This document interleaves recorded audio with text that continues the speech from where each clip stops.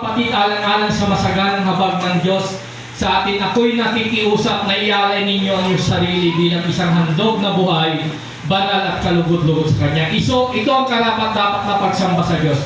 Huwag kayong makiayon ng takbong ng mundong ito. Mag-iba kayo sa pamamagitan ng pagbabago ng iyong pag-iisip. At maunawaan ninyong kalooban ng Diyos kung ano ang mabuti at kalugod-lugod at ganap na kalooban niya. Ang pamagat ng ating topic this morning is present your body as a living sacrifice. Ialay mo yung sarili bilang handog na buhay at kalugod-lugod sa Panginoon. Amen po? Amen. Masaya ba tayo? Parang nalulungkot natin. Ano ba yun? Galing ba tayo sa lahat naman tayo may mga pinagdadaanan sa buhay. Tatandaan niyo po yan. No exemption po sa atin. Lahat tayo may pagdadaanan. Araw-araw po yan. Naniniwala ba kayo na araw-araw may pagsubok? Yes. Pero salamat po tayo kasi walang pagsubok na binigay ni Lord na hindi natin kaya.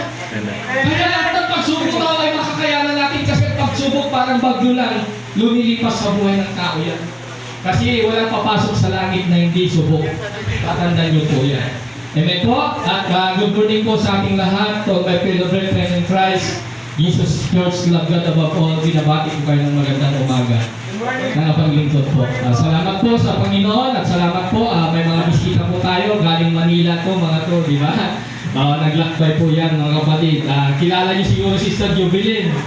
Mga kapatid, yan yung ating kapatid. Congratulations sa kanya. Congratulations natin siya. Na siya na po yun. Ano po yan? Colonel ba? Yung CEO? Yan mga kapatid. Official na po siya mga kapatid ng Bureau of Correctional sa Manila. Yan mga kapatid. Parang nag-training. Kung sa military sana, nag-training po siya sa PMA. Di ba? Ganun katindi yung training po nila. Kaya salamat. At ganun po si Diyos. Yan si ating kapatid na si Diyos. Magna cum laude yan sa Lingayen. Yan, di ba? Grabe po yung hindi nagpapaw yung mga ng Diyos. Tapos saan po yung si Rivier, yung kapatid niya, nag-graduate po yan sa Langinos. Tapos si Brother TV, sa pulis po, sa Krami po ngayon. Kaya ang mga anak ng Diyos hindi po magpapahuli. Alam niyo, nakukumplete ang buhay po natin pag natagpuan natin ang tunay na buhay. Walang iba kundi ating Panginoon. Lahat yung mga fitness, lahat ng mga dumating sa atin, lahat yan pansamantala lang po.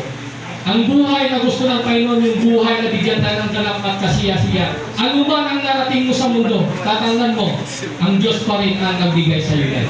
Kaya wala tayong dapat ipagmalaki sa ating mahal na Panginoon. Kaya pag tayo nabubuhay sa mundo ito, lagi natin purihin sambahin. Ang daming pagkakataon, ang daming oras, panahon para purihin ang Panginoon. Hindi mo lang mapupuri ang Diyos pag nasa simbahan ka. Amen po, sa pagtulog mo, sa paggising mo mga kapatid, kahit sa trabaho mo, pwede mong purihin ang Panginoon. Amen. Wala kang reason para hindi mapuri si Lord. Bigyan mo lang siya ng panahon at oras. Kaya nasabi niya, present your body as a living sacrifice. Kung paano ka nagsakripisyo, si Sister Jubilin, paano nagsakripisyo sa training? Inalay niya yung kanyang sarili.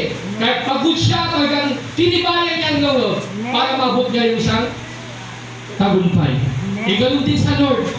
Paano natin makakamtan ng buhay na walang hanggan? Kailangan ialaw daw natin yung ating sarili. Kasi ang ating sarili ay galing po sa makasalanan. Tayo po lahat nagkasala. Romans chapter 3 verse 23. Kaya wala tayong dapat ipagmalaki sa Panginoon. Lahat tayo mababa. Lahat tayo galing lang sa alabok. Galing lang sa putik mga kapatid. Pero dahil po sa kapangyarihan ni Lord, inanyuan tayong tao. Hinugis, maganda at gwapo.